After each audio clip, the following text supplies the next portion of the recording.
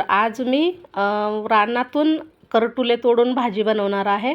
तर तुम्हाला त्याचा वेलसुद्धा दाखवते बघा. हा आहे करटुल्याचा वेल आणि त्याला असे छोटे छोटे फुलं आणि फळं लागले आहेत. तर काही थोडेसे मोठे मोठे झालेले करटुले जे आहेत ते मी तोडणार आहे. आणि मी आले होते आईकडे, तर शेतामध्ये आल्यावर आम्हाला हा वेल दिसला आणि हा वेल बघा संत्र्याच्या झाडावर आलेला आहे, काही लावला नाही आहे कोणी, तो आपोआप आलेला आहे आणि त्याला छान असे भरपूर फुलं फळं लागलेले आहेत. तर अतिशय महाग मिळते ही करटुल्याची भाजी आपल्याला मार्केटमध्ये. म्हणजे करटुले जे आहेत ते खूप महाग मिळतात आणि खूप पौष्टिक अशी ही रानभाजी आहे. तर आता ह्याचे जे फळं लागलेले आहेत ते तोडून घेते आणि त्याची भाजीसुद्धा मी घरी जाऊन बनवून दाखवते तुम्हाला. म्हणजे खूप आजारांवर गुणकारी अशी ही भाजी आहे. एकदा तरी नक्कीच खावी सर्वांनी. आणि पावसाळ्यातच मिळणारी ही रानभाजी आहे, त्यामुळे ही आता मी बघा करटुले तोडून घेते आणि याची भाजी लगेच बनवते अतिशय साध्या सोप्या पद्धतीने. तर चला आता हे तोडून घेते 5-6 किंवा जेवढे काही लागलेले आहेत तेवढे. आम्ही दोघी बहिणी मिळून बघत आहोत. आणि खूप असा मोठा नाही वेल, हा छोटासाच आहे, तरीसुद्धा त्याला भरपूर फळं फुलं लागलेत. तर इथे मी जेवढे थोडे मोठे मोठे झालेले होते तेवढे तोडून घेतले आहेत आणि राहिलेले 2-4 दिवसांनी तोडायला येतील बघा. तर असं मस्त निसर्गरम्य वातावरण आहे शेतातलं. चला आता आपण घरी जाऊन याची भाजी बनवू. आता हे जे करटुले किंवा कंटुले आहेत बघा, आपण शेतातून तोडून आणलेले ताजे ताजे मस्त असे, तर त्याची भाजी बनवते मस्त अशी चणा डाळ टाकून. आणि अगदी कमी साहित्यामध्ये चवदार पौष्टिक भाजी ही बनते. तर इथे हे आपण जे शेतातून तोडून आणलेले करटुले आहेत ते पाण्यामध्ये मी 2-3 वेळा धुवून घेतले आणि पाण्यात टाकून ठेवले आहेत, जेणेकरून यावर जी माती वगैरे लागलेली असेल ती पाण्यात निघून जाईल. त्यामुळे पाण्यात टाकून ठेवायचे. इकडे चणा डाळसुद्धा भिजवून घेतली आहे. आता आपण लसूण बारीक चिरून घेणार आहोत. या भाजीला मी फक्त लसणाची फोडणी देते, अगदी कमी साहित्यामध्ये बनवते, तरीसुद्धा खूप छान अशी ही भाजी लागते खायला बघा, जास्त मसाले वगैरे न टाकता. म्हणजे त्याची जी मूळ चव आहे ना ती आपल्याला लागते.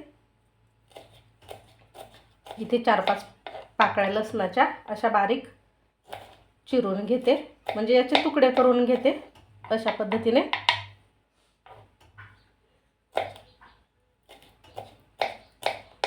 आता बाजारात सुद्धा हे करटुले मिळायला लागलेत, म्हणजे ही पावसाळ्यात मिळणारी रानभाजी आहे, त्यामुळे जरूर ही एकदा तरी बनवून खावी.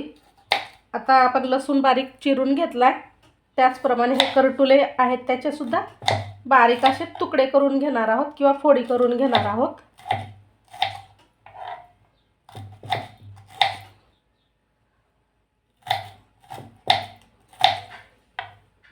एकाचे 4 किंवा 8 तुकडे केले तरी देखील चालतं. मी बारीक बारीक असे हे कट करून घेत आहे.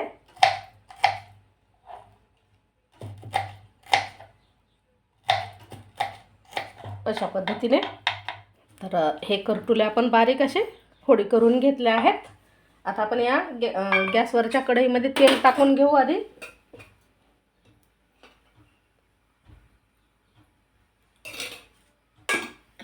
तेल गरम झालं की मग त्यामध्ये आपण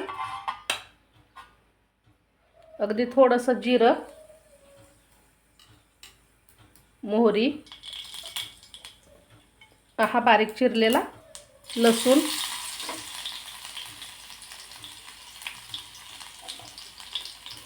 लसूण छान असा लाल होईपर्यंत किंवा सोनेरी होईपर्यंत परतून घ्यायचा तेलावर.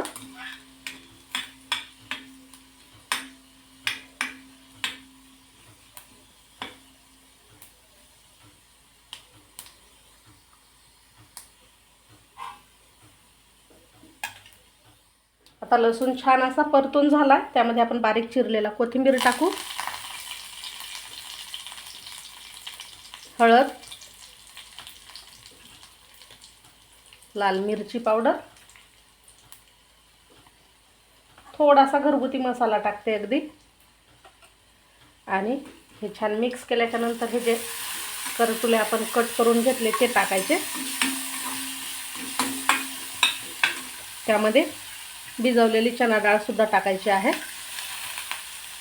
मिक्स करून घ्यायचं हे.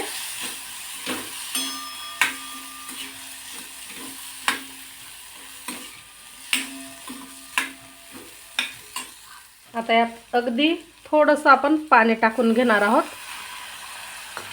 डाळ शिजेल एवढंच पाणी टाकायचं आहे. चवीनुसार मीठ टाकून घेते.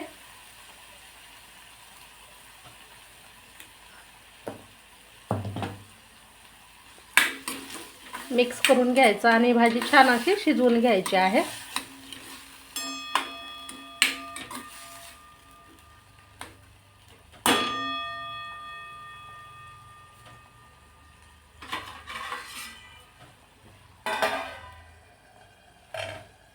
आता एक 2-3 मिनिटं झाली आहेत बघा आणि भाजी छान अशी शिजली पण आहे.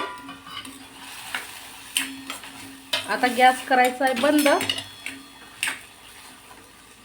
वरून पुन्हा थोडीशी बारीक चिरलेली कोथिंबीर टाकायची. आता ही भाजी तुम्ही वरण भातासोबत खाऊ शकता, भाकरी चपाती बरोबरही खूप छान लागते. आणि सर्वात महत्त्वाचं म्हणजे अतिशय पौष्टिक भाजी आहे, पावसाळ्यात मिळणारी. तर नक्कीच ही भाजी करून खा. कशी झाली कमेंट करून सांगा. व्हिडिओ आवडला लाईक करा, शेअर करा. भेटू अशाच छानशा झटपट रेसिपीसह.